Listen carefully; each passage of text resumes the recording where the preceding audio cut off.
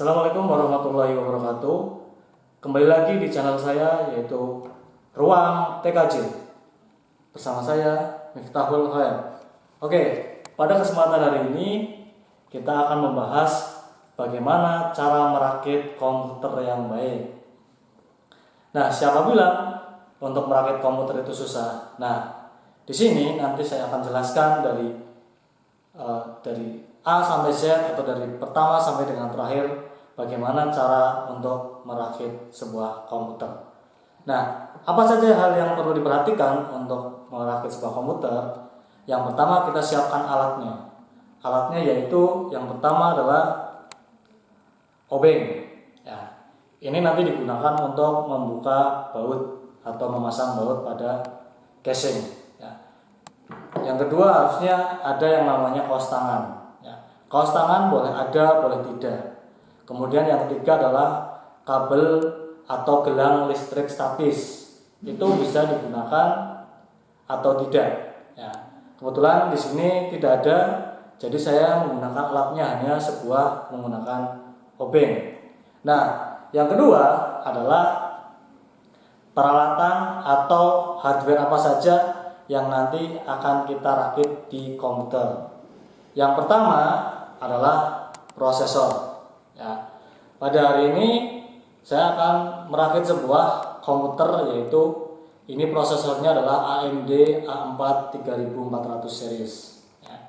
Kemudian yang kedua adalah motherboard. Ya. Nah, ini namanya motherboard atau papan utama dari sebuah komputer, di mana nanti semua hardware akan terpasang di sini. Kemudian yang selanjutnya adalah memori. Ini namanya RAM atau memori. RAM yang saya gunakan adalah mereknya VisiPro DDR3, yaitu 2 GB. Kemudian selanjutnya adalah hard disk. Ya. Hard disk digunakan untuk tempat menyimpan data atau file dalam komputer.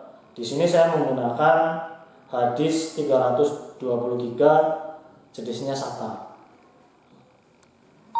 Kemudian selanjutnya yaitu adalah optical drive. Ya, bisa menggunakan DVD-ROM, DVD combo, DVD RW atau CD-ROM dan sebagainya. Ya, ini digunakan nanti untuk biasanya membaca CD atau DVD.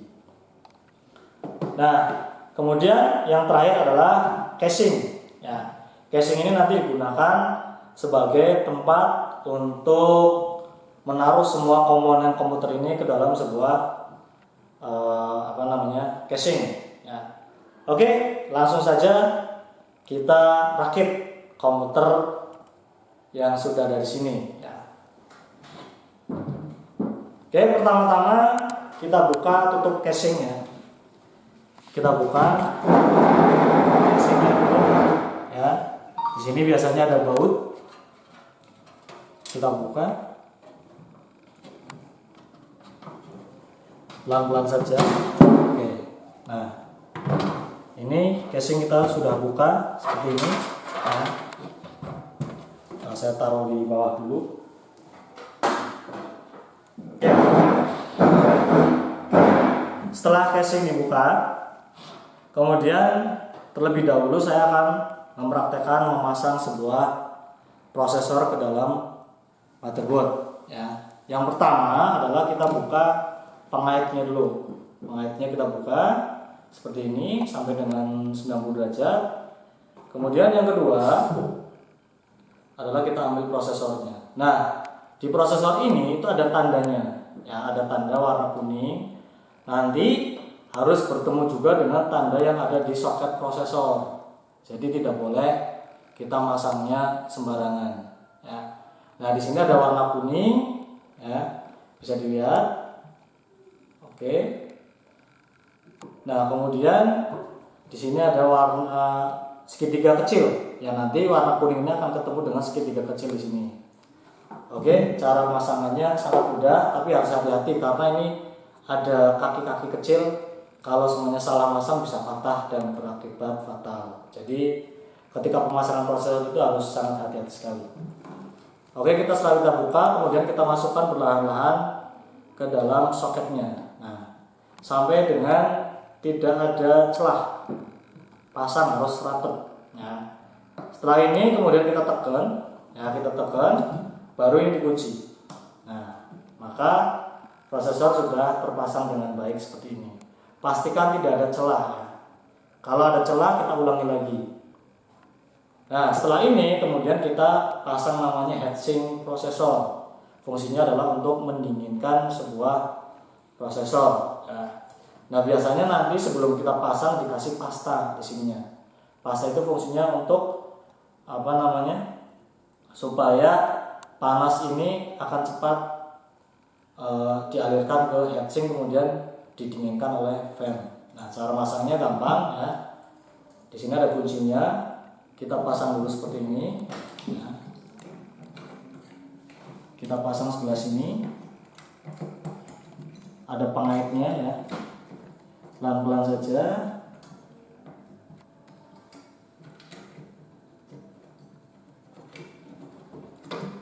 Oke, kemudian sebelah sini.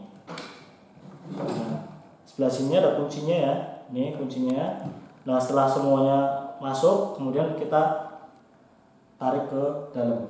Nah, sampai dengan mengunci, tidak ada gerakan. Nah, kemudian kita pasang di fan-nya atau power fan-nya ke dalam motherboard. Ini ya. Kita pasang ini nggak boleh kebalik, tapi kemungkinan untuk kebalik sangat tipis karena ada kunciannya. Nah, selanjutnya adalah kita memasang memori ya. Ingat, ketika memasang memori itu harus berhati-hati karena di sini antara dua sisi itu ada celahan, itu panjangnya berbeda. Jadi kita pastikan pas di soketnya. Kebetulan ini ada dua soket. Kalau hanya ada satu memori ya kita pasang satu memori. Nah, kalau kita pemasangannya seperti ini nggak pas, itu jangan dipaksa ya. Jadi kita pastikan pas dulu, kita masukkan, kemudian kita klik. Nah, sampai dengan bunyi klik. Nah, ini berarti memori sudah terpasang dengan baik. Oke, setelah ini kemudian kita akan memasang perangkat-perangkat yang ada di sini itu ke dalam motherboard ya, dalam sini. Oke, yang pertama seperti ini ya, kita pasang dulu. Ini namanya back panel ya. Jadi nanti seperti ini. Nah, pasang seperti ini. Terpasangnya adalah seperti ini. Ya. Nah, kita pasang dulu di casingnya. Oke, ya, kita pasang dulu di sini pelan-pelan karena ini agak runcing ya. Oke, saya klik. Nah, ini sudah terpasang dengan baik. Ya. Nah, kemudian pastikan sebelum kita masang motherboard, bisa dilihat ya.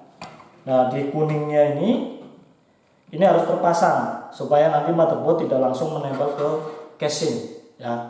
Biasanya kalau beli baru itu pasti ada. Jadi dipasang dulu, disesuaikan dengan lubang-lubang yang ada di motherboard. Ya, di sini ada 6 lubang.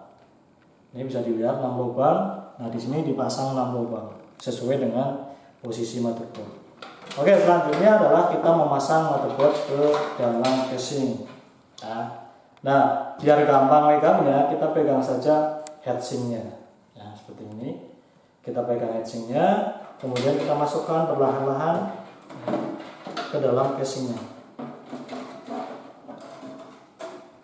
Ke dalam casingnya. Nah, kita pasang.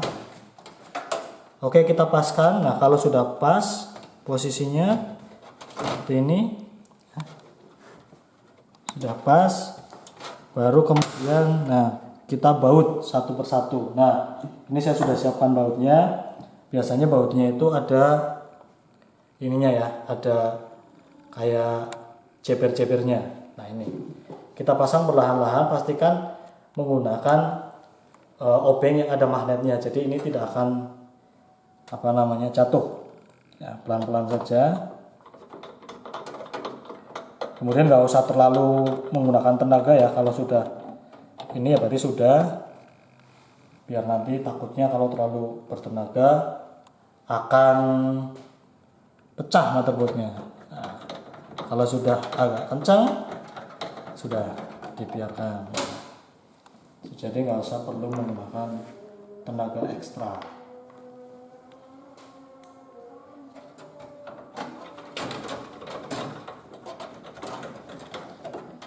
Oke, kemudian ini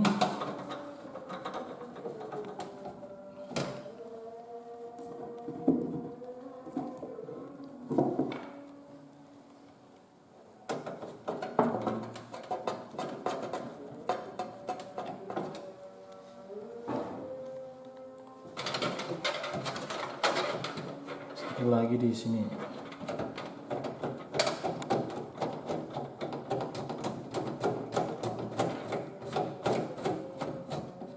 Oke.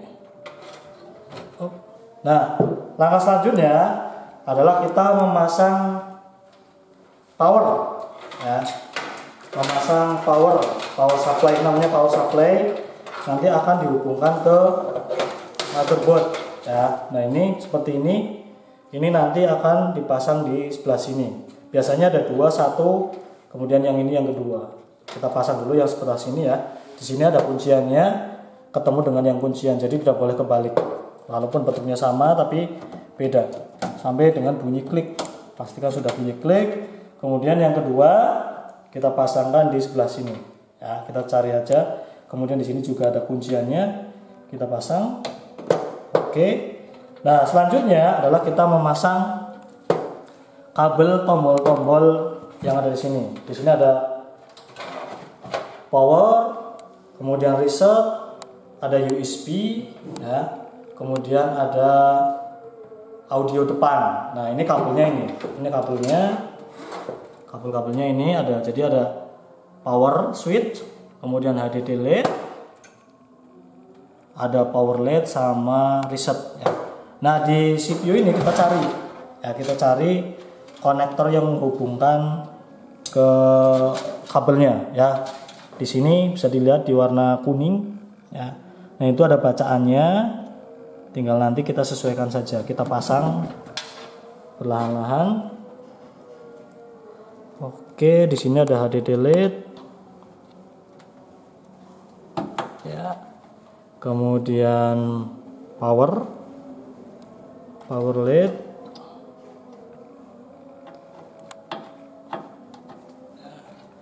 kemudian ada power switch,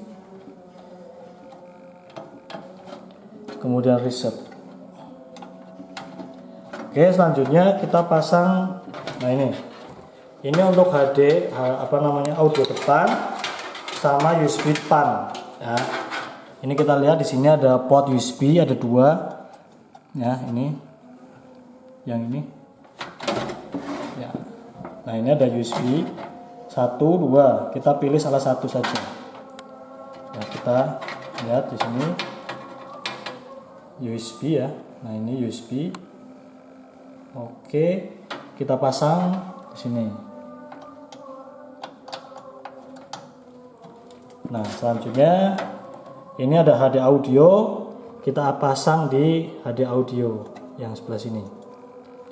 Oke, ini ya. Nah, ini kita pasang. Ingat, di sini ada portnya. Ini lubangnya 01. Kita sesuaikan saja dengan yang tidak ada lubangnya. Kalau dipaksa juga nggak akan masuk. Nah, oke, setelah ini terpasang, kemudian kita akan memasang harddisk. Ya, nih. Kita akan memasang harddisk. Ya, harddisk dipasang di sini.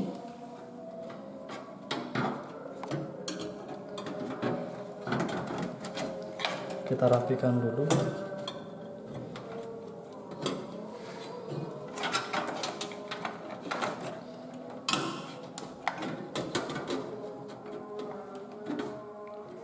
Oke, karena letaknya sangat sempit, ya, sangat sempit sekali, kita bisa menaruh harddisk itu di sebelah sini, di dalam. Ini harusnya di situ karena letaknya sangat sempit, jadi saya taruh di sini. Ya, saya taruh di sini. Saya akan baut.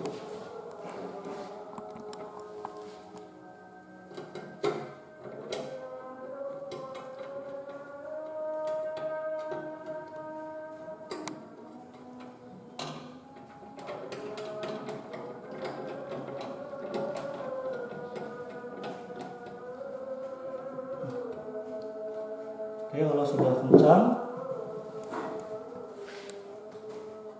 ya sudah agak kencang, kemudian kita pasang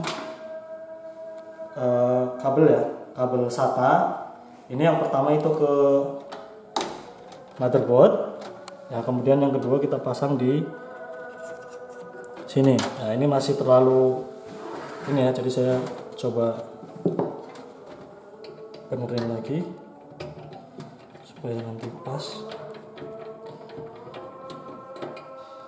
Dalam pemasangan harddisk hati-hati ya, jangan sampai harddisknya jatuh, takutnya nanti rusak.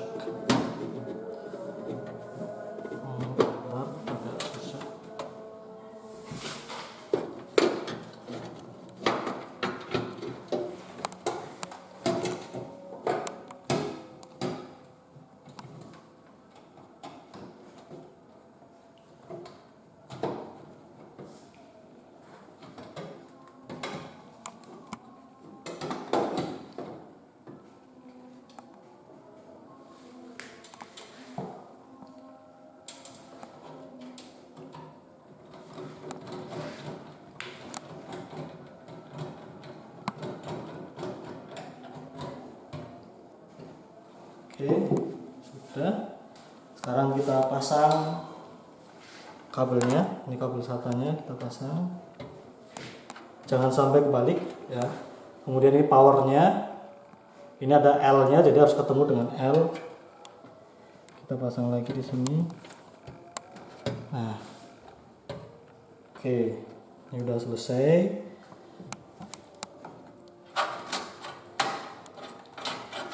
Nah, seharusnya kita nanti masang DVD ya, DVD room, tapi karena letaknya sangat di sini hanya ada satu ya, hanya ada satu.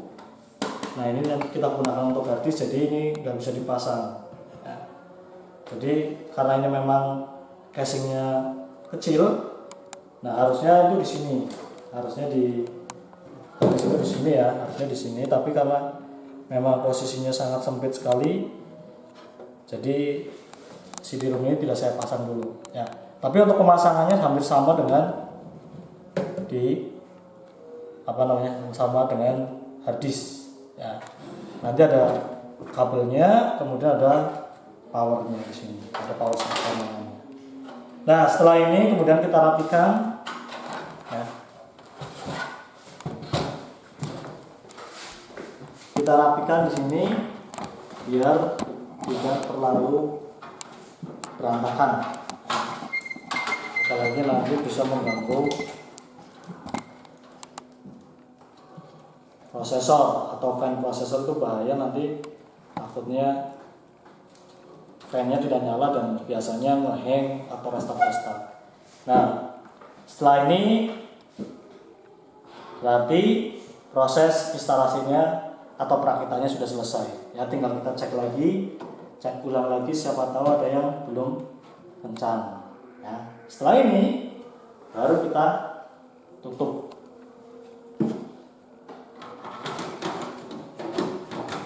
Nah, berarti selesai deh ya. Cukup gampang bukan untuk perakitan komputer. Nah, jadi sangat simpel sekali ya untuk perakitan komputer itu. Yang penting harus hati-hati dan perlahan-lahan, jangan dipaksa. Oke, mungkin itu saja dari saya. Kalau ada pertanyaan, silakan isi di kolom komentar. Kalau video ini bermanfaat, silakan bagikan, like, comment, dan jangan lupa subscribe untuk mendapatkan berita-berita terbaru dari Ruang TKJ. Oke, sampai jumpa, selamat beraktivitas, salam sehat, dan salam tekno.